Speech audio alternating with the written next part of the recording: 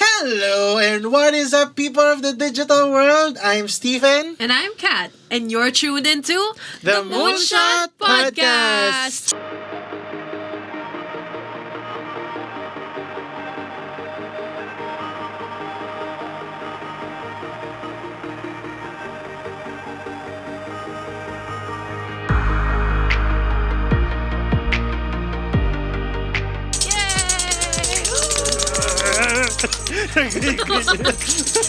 Okay, pagod na ako kami.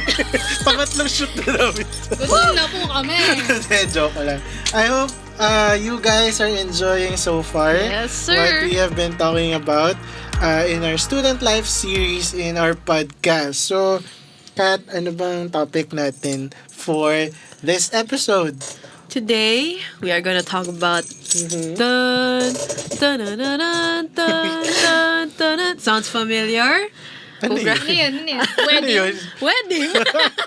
Yan, akala ko rin. Yung ano niya, yung tinutugtog niya. Graduation March kasi. Ay, graduation. Yes. So, have you guys ever heard of the saying that goes, life starts when you finish school? No. No. No. Or nasabihan na ba kayo, parang nung students pa, or student, yung tipong, wala ka pa kasi sa real world. Yes. Yes. Very Yes, Asian, yes. very Filipino. True. Yeah, true. Tama. So today, our podcast title is Shoot for the Moon. Kasi diba, beyond the campus is really a life filled with so many possibilities, like unemployment, like in the Philippines. Yes. Pero yun, May nakarelate. yes. May walang No trabaho. Kaming lahat! Sama yun. May walang trabaho. I-hire niyo po kami, please. Kahit part-time lang, McDo Or lang, sponsoran nyo nila yung mga content na kasi ito rin kabuhayan namin. So, siguro we can start this episode with Stephen. So, grabe Akala ulit. ko ba sa'yo? Oh, hindi. Kasi kami Kasi hindi ko graduate dito. Yeah. Sige. Ano So, tanong mo? when did you graduate? Job interview! 1990. Ha? Tulog ito. Pinanganak pa lang ako nun. So naman, no? 22! Okay. 2016. So, when you graduate, how's the process of like transitioning from like being in college to working for you? Mahirap. Pero for my classmates, surprisingly, parang ang dali lang nun ng transition sa kanila. Wow. Parang. Well, yun yung nakita ko kasi. Yeah. Work-life balance parang mo ilang ulit. buwan lang. Parang ilang buwan lang. Meron na silang condo, meron na silang sasakyan. Habang ako, nag-UV pa rin. I mean, nothing wrong, riding public transport. Pero, yung parang measure mo. Yeah. Or measure ng pamilya mo with regards to your success. Ganun. Ano nga ulit yung tanong? How was the transition for you from, college The transition. Yeah. Quite hard because I had to... Well, sinabi naman yun ng prof ko sa akin doon sa last na exam ko na parang thesis siya. Sinabi niya sa akin na when you walk out of the school and graduate, you'll learn that everything that you've absorbed in this institution is only a 1% fraction. Yeah. of what you will face in the real world. And actually, sa mga freelance work ko or sa mga volunteer work ko, doon ko lalong na-hone yung skill ko in being someone who really loves being a creative or doing marketing. Kasi yun nga, nung nasa college ako nun, parang ang iniisip ko lagi, magiging creative ako pag sinabihan lang ako. So, kumbaga, I'm just watching people be creative, but I was not involved in any manner in any creative work in my org or ganun. I was not even part of an org, marketing org in my school back then. So, yun nga. So, nung nag-transition out ako, parang wala akong, parang zero yung training. From scratch talaga, no? From scratch. I had to learn everything by myself. So, kaya siya mahirap. Yung iba kong classmates, siguro, isang factor na din. May naglalato-lato. Lato-lato. Nadidistract ako. baka yun, Mas kaya Stephen na narinig ko lang. baka yun yung niya, yung dream niya. Maging champion. So lahat, kaya nagpa-practice siya. Yan pala siya. Narinig ko nga. Anyway, ayun. Wag natin ikakat to Kasama to sa Kasama to sa final product. Ayun nga, parang mahirap kasi kailangan simulan ko yung foundation ng skill ko, ng sarili ko. Dito pa naman, lagi pag nagka-apply ka, 10 years experience. Lahat na in-applyan. Fresh grad with 10 years experience. Nakalagay doon sa una ko in-applyan, junior, parang as marketing specialist. Junior na specialist pa. So, kumbaga na doon sa pinakababa. Tapos ang requirement, 5 years experience. Hala ka, sa kukunin yun. So, yun, medyo mahirap yung transition out of college. So for us naman, tayo, na hindi pa graduate. Tagal pa. Batch 2026, tama, di ba? Yeah, 2026, let's go! Woo! 6 or 7 years pa ako. 26 or 27. Kasi nga pala, no? Yeah, so 6-year course siya, pero since irregular o baka more than Hindi natin sure. Yeah. Pero when it comes to thinking of graduation, like how do you feel about it? Scared. Scared kasi parang after nun, like, anong gagawin ko? After all that reading and, parang studying, parang after nun, may boards pa. Yeah, that's true. Yeah. After nun, ganap ako ng work. Saan ba ako tatayo ba ako ng sarili kong clinic? Pumunta ba ako sa farm? Ito talaga si Doc? I know that I want to have a clinic, pero syempre hindi mo pa rin alam kung saan ka mapupunta. Yeah. Where life takes you. Ano siya parang when it comes to adulting, it's such a new space. Yeah. To break old rules. Slogan natin. Pero it's true kasi when you think about it, adulthood, that process, that transition is very scary. It's like stepping out of like a boat into water. Yeah. Na parang pwede ka mag-sink, pwede ka mag-swim. Parang ano mangyayari sa'yo, diba? And, for me naman, when it comes to thinking about graduation, I'm also scared.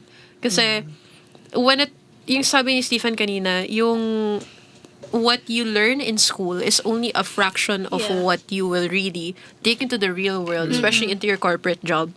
That's scary to think about kasi you spend so much money for your tuition. You spend so much time learning things and doing things. And then, ayun pala, the real learning, according to older people, it starts when you step out into the real world. Yeah.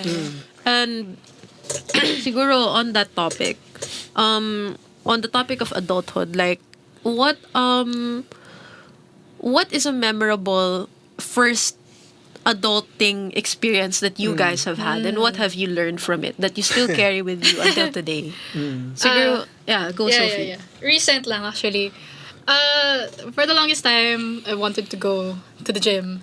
And syempre, like, you know how expensive gym memberships are. Yeah. It's for people who have jobs. Yeah. Pero, ayun, I was able to join recently. And it really took a toll on me na I really have to be strict with my budget. Like, that's part of adulting. Syempre, money is always gonna be there. Money is always gonna be something you're gonna be using every day. So, parang, talagang I had to limit myself. Kasi, as a student, you get your allowance, you use it for food and all that.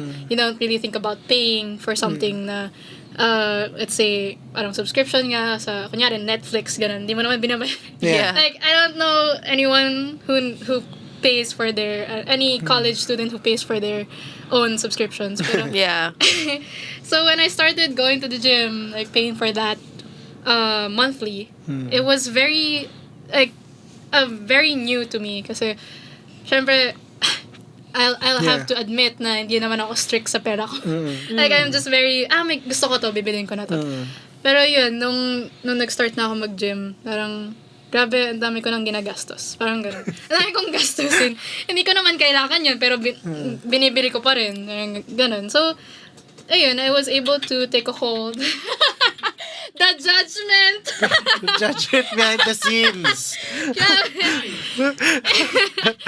Ayun, so, yun, I really have to limit how much money I spend this week. Yeah. Ganun, like, yung sa gas din, iisipin ko pa, syempre nagda-drive na din ako. So, it's really a good practice to really start. Sagot mo rin gas mo? Yeah. Kasi I just borrow the motorcycle of my brother. Yeah. So, ang ginagawa ko is, syempre, I have to pay for the gas that I use. Hindi naman pwede siya lang, I can't depend. Yan pala, is we can't depend too much on other people for, syempre, yung resources natin. Syempre, at one point, we'll be living on our own or paying for our own bills. So, starting now, it's a good thing that I'm starting to practice na talagang I'm paying for my own things and to really save and stuff like that. Yeah. Parang hindi naman nalalayo yung ginagawa ko. Kasi ginagawa ni Sophie sa ginagawa ko. Though siya, student pa lang siya. Ako nasa real world na. Wow. May one time nga, sabi mo kasi about sa pag-ano ng money. Pag ma-manage. Yeah. Siyempre, hindi naman ganun kalakihan ng ating sweldo. May one time, nagpunta akong BGC. Sabi ko, wow, sana magka-condo ako dito. Sana may naglalakad-lakad ka din. Tapos titignan mo yung mga building ka. Yeah. Tapos tinignan ko yung sweldo ko. Parang, wow. Parang kahit yata pag ipunin ko yun, pag sama-samahin ko yun, wala, hindi ako makakabili ng condo doon. Yeah. Pero yun nga, ano yun? Nakaka-distract po mga fellow.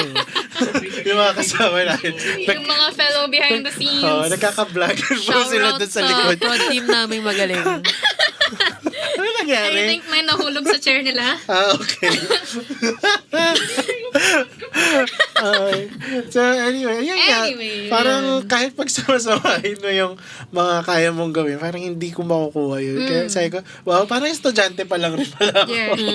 Ganun yung feeling niya. Kasi parang ka rin nag-aano ng baon. Pero sa totoo lang, siguro ang difference pag outside ka na ng college is yung hindi siya satisfaction, but rather yung fulfillment ng ginawa mo or ginawa mong trabaho. Lalo pag na-receive mo yung bayad o yung sweldo. Tulad ngayon sa sweldo kami. Sweldo kami. In cash. Wow. So, yun. Masaya kami ni Kat. Kasi sa sweldo na kami.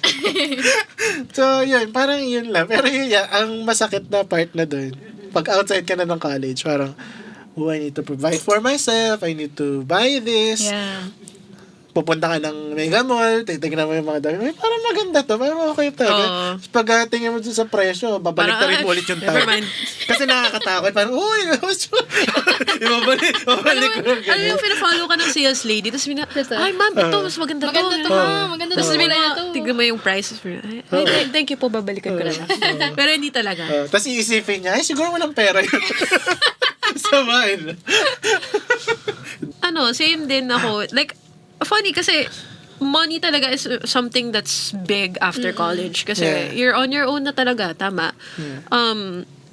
Yung tungkol sa sweldo thing kasi for me, I'm not a graduate yet, pero I still have opportunities to work. So parang recently, parang quote-unquote, parang debut ko yun as like a professional or something like that, doing logo design for an artist. And one adulting thing that I have kasi is that my mom challenged me na, okay, with your income, mag-ano ka ng ATM. Kasi diba parang, there's a thing with ATM cards na you have to have a minimal balance in your account or else the bank will subtract it. Yeah. So, challenge din siya kasi, mo yung tipong, when you get an amount of money, it's so easy to spend. Especially ngayon na, may 7, 8, 8, 9, 9. Ganyan. Gusto pa ba yun? Tapos, ako yung addiction ko, food panda. Yung mga pagbili. Yung mga ganun. So, ibang space talaga siya. Yes, may lato-lato talaga sa labas. Distract ako. Nakadistract. Hindi po soundproof to studio na to. Kaya wag po siniraan no? Highlight of the podcast.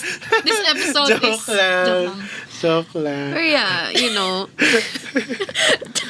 nawala yung train of thought po namin.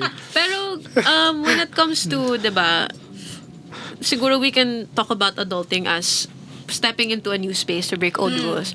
For you, Stephen, as the owner of Spacefellow Media, what... Wala pa tayo kinikita. Parang, parang hindi ko pa kayang i-personify na ako yung owner. Oh, as the So, wala pa founder. kami revenue. As the Ako founder. mali yung Like BIR. founder. Wala pa naman kami nangyayari.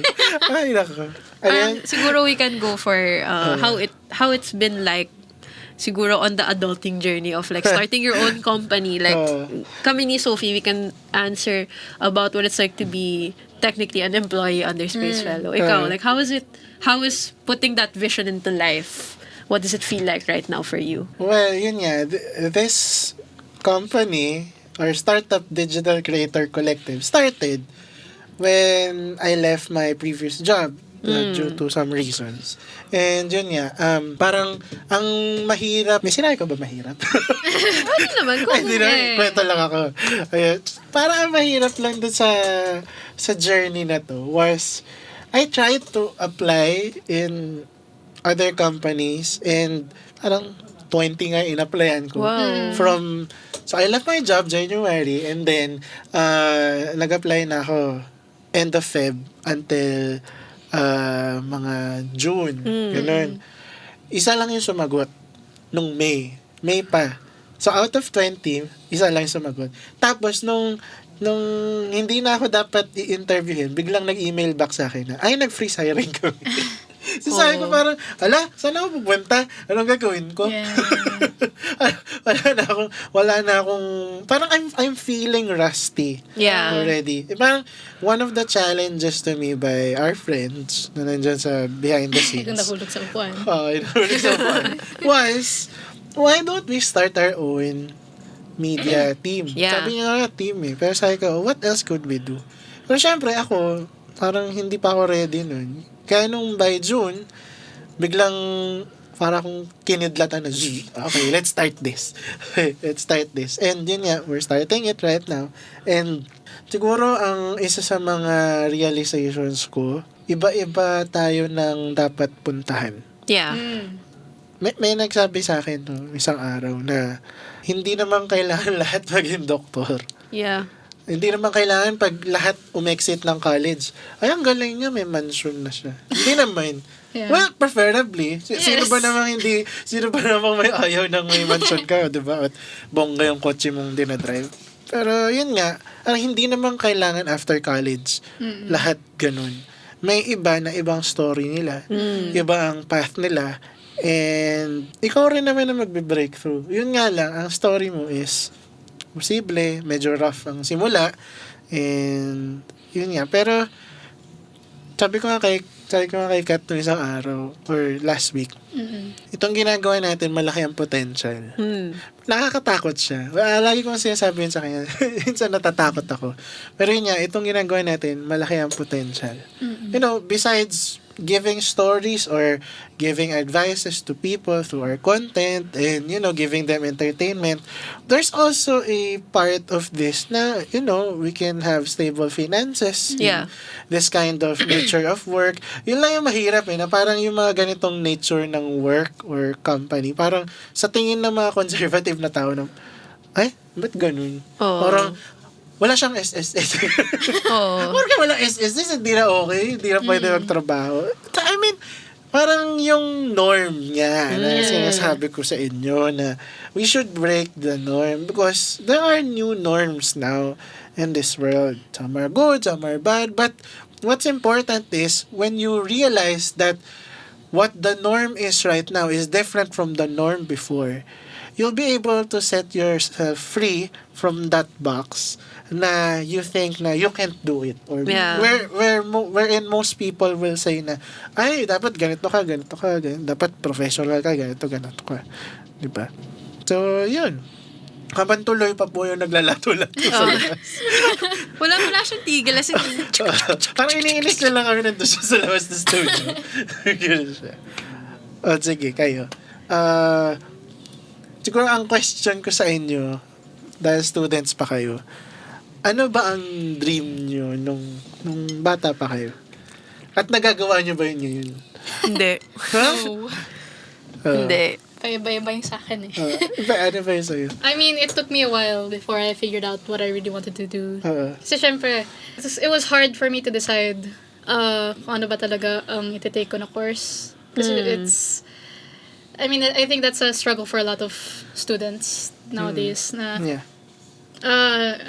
For example, I was a kid, I wanted to be a dentist. Tapos nung naging teenager ako, I wanted to be a writer. Then, a young adult, I wanted to be, diba, parang, I want to be a photographer, go, parang freelancer talaga. Yeah. Tapos ngayon, I'm a vet student. Oo nga, parang layo sobrang, nga ng diba? pagkakakilala Diba? ko sa'yo. Nung bumalik ako sa med, parang med, tapos creatives, tapos lang med. I mean, I still have a passion for, of course, creatives kasi I'm here, I'm doing this, and it's really fun. Pero yun nga, it was still a dream for me when I was younger na to help, yun nga, animals. So, that's why I'm doing it now. And I'm really happy with my decision. Kasi sobrang, talagang na-realize ko na, in this country kasi, it's not very common to care for animals. Yeah. Like, I don't know if napapansin nyo, pero meron talaga yung abusive na, yun, mga abusive na people when it comes to animals. And it really burdens me. So, yun lang. Parang, I'm really happy with what I'm doing right now and the path that I chose. Yun lang. Okay, yung mga kasama namin dyan. Ay, diba? Aquarium, para aquarium po kasi yung itsura nila sa loob. Kulang lang ng oxygen, tubig. yung ano yung filter. Oo, yung bubbles. Ay, ikaw, Kat. Siguro for me, actually malayo din. Like, super, like, twist. Kasi ikaw, you ended up in med. I did not end up in med. Yeah. So, yung dream ko from when I was a kid, I wanted to be a pediatrician or some kind of doctor. Kasi I come from a family din na line of doctors, especially sa relatives. So, and then at some point, because I was good at speaking in grade school and when I was in regular school, no high school, parang, yes, lato-lato. Sige, go lang. Ang dream ko na ngayon ay maging champion ng lato-lato. De, joke lang. Pero there's a time in my life where I wanted to be a lawyer. Oh. So from med to law. And then there's a time that I wanted to be a music producer. Yan na, tumatawag na. Hey! There's a time in my life that I wanted to be a music producer. And I did realize na these dreams were not really mine, but they were because other people told me na, you're good at this kasi. Yeah. So, yun yung gawin mo. So, syempre, sinakan ko rin yun na parang, parang gagaling ako dito, magkakapera ako. Pero there's a time na I was like, is it really what I want to do? Yung tipong, napaisip ko na, do I really have my own dreams? So, ayun, parang now, I'm in the arts. I would consider myself an all-around creative kasi I do a lot. It's far from what I originally envisioned. Pero, yun, doon din ako lumanding. And hopefully, long-term din. Pero hindi rin natin masasabi kasi parang, di ba, bound to change din yung mga... It's just like this podcast episode. Life, when it comes to adulting, it's not constant or consistent. There will be distractions. There will be times where may tatawag. Minsan sa'yo. may lato-lato. Grabe. Yeah. Ganon. So, Sige na, guilty na ako. Hindi ko na-mute. Yun, tama. Lesson learned. So, siguro as we wrap up this episode, now that we are... Natawa po talaga kami doon. Naglalato-lato. Kung sorry. naririnig nyo lang po, kanina pa po siya. Totoo. Dalawang episode na yung na-shoot namin na magkasunod. TikTok 30 minutes yung length. Hanggang ngayon naglalato. Isang oras na po siya maglalato-lato. Siguro to wrap up this episode, what would you like to tell the audience about adulting and pursuing their dreams beyond the campus? Like, based on your experience, ano ang masasabi mo sa kanila? Ikaw, Stephen, as the eldest. Parang anong advice ko sa mga Since younger... you were born in Yes. 70s. No! Late 90s. Grabe naman. Patanda ng patanda. Oh, by the way, he's 100 years old. Joke lang. Labas po. Nagalit. Labas po kayo. Joke lang. Labas po kayo. Okay, go. Hindi, joke lang. Siguro, naisip ko lang anong advice mo? Reach for your dreams. Naisip ko best. Hindi, pero totoo naman, reach for your dreams. Pero at the same time, siguro may factors na kailangan i-check mo. Yeah. While reaching for your dreams. Feasible ba to for you? Ganyan. Kasi, I know people, not to be harsh, pero I know people who gusto nila maging artista, ganyan. Pero, alam mo naman Standard. ang standard sa pag-artista, di ba? O, hindi ko na i-explore, alam nyo na yun. Yeah. So, it's this. Yes. So, yun ang standard niya. Pero, syempre, may reality na, may ganito itsura, ganyan. We don't discriminate, but, sometimes our dreams can hurt us because we thought that was the right dream for us.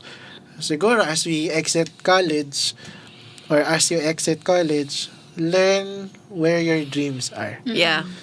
It might not be in the course that you are taking right now. It might be in another, it might be your passion. Ganun.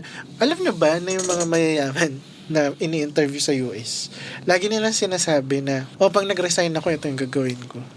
Or pag retire, not resign. Pag nag-retire ako, ito yung gagawin ko. 'Di ba? So, ang ending yung iba, nagpipaint, nagpa-farm, yung iba, sumasakay lang ng kabayo.